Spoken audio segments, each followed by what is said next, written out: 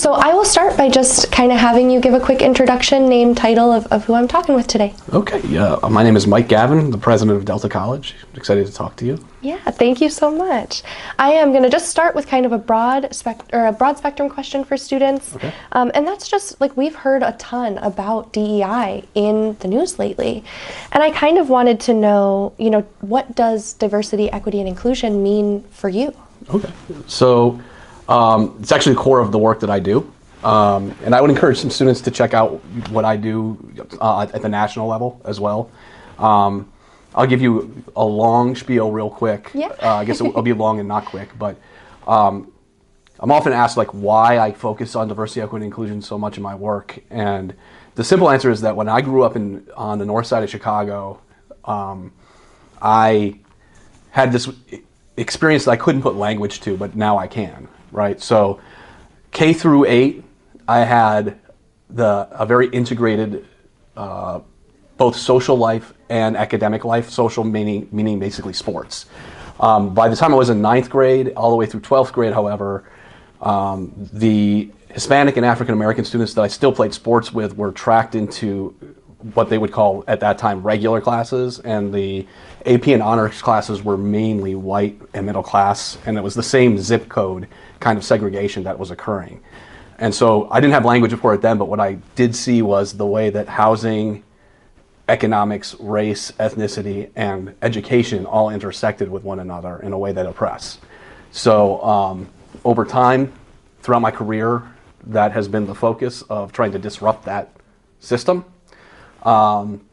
And so for me, what diversity, equity, and inclusion mean is it's actually what should be, unfortunately, in my mind, not what's discussed in the national media today. Is diversity, equity, and inclusion is the first step, not the last step of having the country deliver on its promises. So meaning that there would be, for us to deliver on a truly equal society, one where your skin color or your parents' economic situation or the zip code you lived in did not dictate your outcome for your life, would require a disruption of the entire system. And I think it's possible, but it is not. The vitriol against diversity, equity, and inclusion today is one that is also, I think, against American ideals, if you will.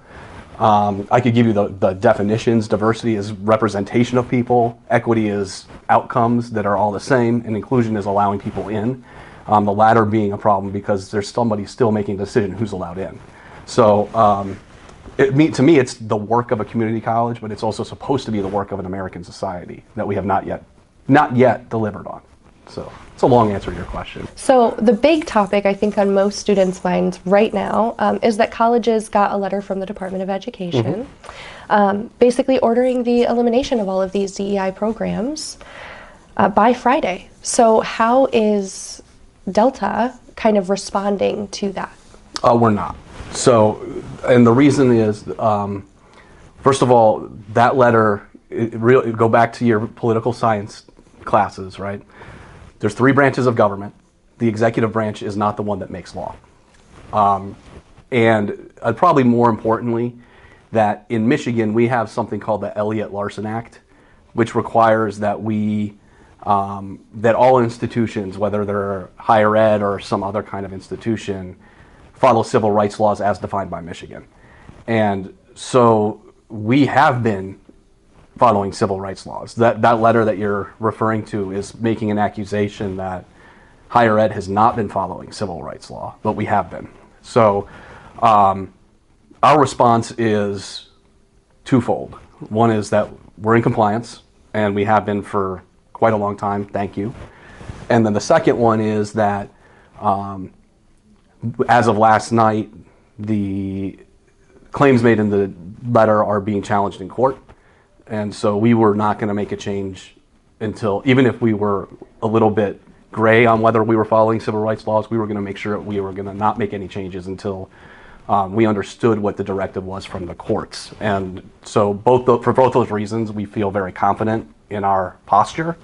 And I'll just tack this last thing on for students out there, that for better or worse, I've been running an organization for 2.5 years now called Education for All that is specifically focused on resisting or navigating anti-diversity, equity, and inclusion laws across the country, because different states were experiencing this. And when I say for better or for worse, I'm the national leader on this. So I don't mean that as, if you want me to fix your car, if you want me to do financial aid, I'm not your guy, right? So I don't mean that in an egotistical way. It just means that I've been watching this very carefully in terms of ensuring that the financial aid that was threatened in that law, or that, excuse me, that letter will not be impacted. And also that we are also complying with the law. We will always comply with the law, but we are pretty sure that we have been complying with the law, if that makes any sense. I did actually have a question regarding education for all, and did kind of just want you to tell me a little bit more in depth about what you guys have been doing on the national level. Yeah, thank you for that question. So it's a collection of about 300 presidents of institutions and maybe like 900 other kinds of professionals in higher ed now that have been learning and talking to and creating tools for higher education institutions at different contexts. So another way to put that is, for instance, for 2 years now, Florida has had, all institutions in Florida have had their diversity, equity, and inclusion programming, even in the classroom, impacted significantly. And we've created tools by which different presidents in different contexts, like a Florida or a Michigan, where we're not impacted yet, can think about how to lead a culture, but also ensure that the institution can make its own decisions rather than a politician who doesn't have an academic background make a decision for their students. So the work that we've done is really made to be applicable to any kind of institution, meaning, you know, you can tailor it towards your institution, but it is a little different than what you'll see out there in the news, because what people are really good about is saying this is really bad or this is really good or whatever. What we've done is taken this is what it means for your college, this is what it could impact your students, and this is how it can impact your faculty and staff. So what decision do you want to make from there? And so the tools are actually concrete in nature, if you will. Yeah, that's a really awesome way to look at it. I think there's not enough, you know, here are the facts, make your own decisions kind of going on in the world today. So well, thank you. Yeah, it makes the difference. Yeah. Following that, you know, I wanted to kind of touch on the fact that Delta has had a really strong DEI initiative for years now. Yeah. I mean, you guys have really done a lot with diversity, equity, and inclusion. So how does this initiative kind of help people from marginalized communities here in Saginaw, or even the people who travel further to come to Delta? That's a great question. I appreciate it. I think it helps everybody. So I'll give you some concrete examples of how. But we have been really cognizant of the fact that different groups of people have different lived experiences. So one of the things I always like to make sure people understand is, for instance, we've set up a new collaborative in Coleman, which is a very rural area in Midland County, that is focused on being sure that we're providing access to education to people who are, in many cases, on the farm and have to work most of the day, but they still want to get educated in a college setting. And at the same time, we've been doing outreach into inner city Saginaw with the NAACP and Hispanic leadership to have people of the African American and Hispanic communities know that they can trust Delta when they apply and come. And so with all that work, like, you see different groups of people, and they all need different things, right? But what they also all need is connection with human beings. So we've increased the number of advisors on campus. We've increased the number of mental health resources, food. We paid for a bus line from Saginaw City to here on a straight shot instead of having to stop 5 or 6 times, reducing round trips by like an hour and a half for students who are all like, we're all time impoverished, right? So we do these things that are specific to certain groups, but we also do things that lift everybody up. And at the end of the day, we've seen an increase in our graduation rates by like 15% in 3 years. And for Hispanics, 19%, and for African Americans, 20%. So as we focused on equity, everybody has won. And I think that's probably the most important message, is that, you know, everybody has their own story. Everybody's got their own barriers. And what like when you get down to rigorous equity work, you're trying to get those barriers out of the way of people, no matter who they are. And so we've seen a lot of success with that. Yeah, absolutely. I kind of feeding into that question, what feedback have you received from the public about DEI and, some of these anti-DEI executive orders? Mostly positive, to be honest, that we're standing our ground. I've had some negative, I mean, like, as to be expected, but I have to say that this region of Michigan, I spent a lot of my career on the East Coast, but this region of Michigan seems to understand that education's important for everybody, and that everybody wins if people are educated. And so while I do get some negative comments, even those who you might think would be against DEI or not, they're all about serving students and being sure that they get educated. So I actually feel very welcome with that message in Michigan and this region specifically. And there's always people who will. It is many more people who are for that kind of work than against, in my opinion. Yes, absolutely. Kind of following into that, how have the recent anti-DEI orders or demands have affected your kind of time as president of Delta, or more on the national level with Education for All? I'm a lot busier than I've ever been. It's a good busy. It's good work. It is. I have to say that I think that I'm lucky enough to have a team here that can continue our work. I've been traveling a lot, but I do see the work that I'm doing in traveling is also for Delta. We've gained quite a national reputation. But reputation for the work that we're doing for students, I have to say, meaning like those numbers I recited to you earlier are the reason we're getting the national reputation. So it is not necessarily, it is all about the student. But I will have to say it's caused a lot more busyness because people are more concerned than they used to be. But at the same time, I've seen the team, which is not surprising because my team is awesome, but they've stepped up in ways that are expected but also great, I would say. Yeah, that's amazing to hear, right? I think a strong team kind of supports everything when it comes to tough times, and I do think this can be considered a tough time. It is. So, it is. Yeah. With every crisis, there's opportunity, right? Yeah, absolutely. Kind of looking at the smaller scope for here at Delta, how, if these anti-DEI demands were to be received, how would that affect clubs and organizations here at Delta, like the Black Students Union, the Society of Hispanic Leaders, kind of all of those groups that do fall under those DEI programs? That's a really good question. I actually don't think it would affect them. Okay.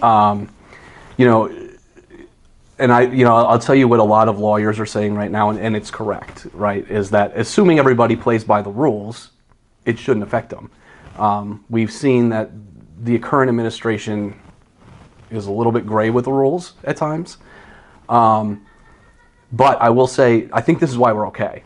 I'll tell you why, and for the people who are in the clubs or worried about it, I think we're okay for a couple of reasons. One is that I'm not aware of a club or an organization on this campus that it excludes people. Meaning that if a club is meeting and it's the Student Black Caucus, is that the right name of it right now? I believe they're going by the Black Students Union, but Black Students Union. Yes. I would imagine if somebody who wanted to come that was supportive, that was not black, that person would be welcome, and therefore we're not violating what is claimed in the executive order. The law, however, does also not require them to welcome that person in, just to be clear. So as of right now, even if they would exclude, I wouldn't necessarily say they have to change anything. I would say, though, that I'm not aware of anybody excluding it anyway, so that we would be protected from any kind of order that came down of the sort that you're talking about. And then we also, on top of it, we have some work to do, meaning the administration here, with, say an order did come down where it was claimed, where there was an anti-DEI legislation federally, there still is state law, right? And so we have to tease through what that looks like or means for any, whether it's a student group or budgets, et cetera. And I really can't, I say this to the faculty and staff too, until I have something in front of me, I can't tell you exactly what that means, but I can tell you what the stance of our administration is, which is that we're not changing anything for anybody unless student financial aid is going to be impacted. And that's sort of our line, and because students need their financial aid, and so does the college. But let me just tack this on for anybody out there. Is we are looking to support everybody all the time, no matter what. Yeah, I think that that's great. And a lot of these questions are kind of in the hypothetical scope, just because I think hypothetical is what students are nervous about right now, right? I think there's so much uncertainty that any kind of answer to some of those questions is very beneficial to just kind of soothe some of those nerves and understand that the college is standing with students, and that's a big deal for the student body. Of course. So, I have 2 questions left, and I know the next one is kind of another one of those hypotheticals, so I totally understand if it's kind of similar answers. But if federal funding were to be cut from Delta College, how would Delta still continue to support students who benefit from federal funding, such as the Pell Grant or loans on the federal level, things of that nature? That would be catastrophic for the college. So I don't know the answer to that question. I can say that we probably wouldn't let that happen, right? So I think that's why, the line in the sand for me is that. Meaning, and just to be transparent about why, for those of the students who are watching this, or anybody, a significant portion of how Delta is able to pay for the facilities, the college, faculty, the staff, is through the federal financial aid that comes to the student, and then we use that money to pay for other things. So if we didn't have federal financial aid, that for almost all community colleges in the country, that would be catastrophic. I wouldn't let that happen, meaning I would not let the college fall over a stance. But I also don't think that would happen. I think that's where everybody knows the line in the sand is, but that's why you see, for instance, a lot of these executive orders, the Dear Colleague letter, et cetera, are tied up in court right now, because they all know there are certain points at which the entire institutions themselves will fall down. And so we're grateful for those organizations bringing those elements to court. But just to be clear, that is where we would have some significant problems as a sector, right? Not just Delta surviving if that happened. Yeah, absolutely. And the last question I have is just kind of going along with the fact that there are a lot of students that are concerned. So how is Delta going to continue to support diversity, equity, and inclusion in this time right now? That is such a great question. So, and because it teased me up to tell you this. So I was talking to a couple folks today. You all have spring break next week. I don't know when this is going to be seen, but we are going to try to get together a couple of student town halls with me and/or the Vice President of Student Empowerment Services, Shelly Robbie, to both just communicate, but also hear what the concerns are. That's one part of your question. The other part of your question is we have no intention of stopping the work that we're doing with diversity, equity, and inclusion. If there are changes that have to be made, I can also promise that the thinking that we've been doing is we're going to bring in folks who would be impacted by those changes to help figure out the solution, rather than changes happening to them. Now, I want to be clear that that doesn't mean they get to decide, but we will be looking for student voice. But again, we are very fortunate right now to live in a state that has certain laws that we have to follow. I will say that the next midterm elections are going to be very impactful for whether the state stays like that or not. So students now and 2 years from now, keep your minds open about what you would like to see for higher ed in general, and because the threat doesn't go away. But in the context that we're in right now, we have no intention of stopping the work. But I will also say, this is a longer answer to your question, if there are questions, if there's fears, one of the elements that came up today was maybe we don't want students to feel like they don't belong, and in fact we want them to feel like they do belong. If there's fears of being on campus, if they think that things are changing because of what they're hearing in the national news, get in contact with your professor, with my office, with the Vice President of Student Empowerment Services office, because we're not trying to change anything, even though the discourse out there is, pretty vitriolic, if you will. So I hope that answer. That's a long answer to your question. No, that's So, okay. It's yeah. a great answer, though, and it is an Okay. answer that I think students have kind of been looking for, right? Which is to know that there's resources, not just with professors, but higher up here on campus if they are concerned, and also just knowing again that Delta is going to continue to stand with its students throughout all of this uncertainty in the news. Well, thank you. Yes, thank you so did much. a great job. Thank you. You're great at that. Yeah.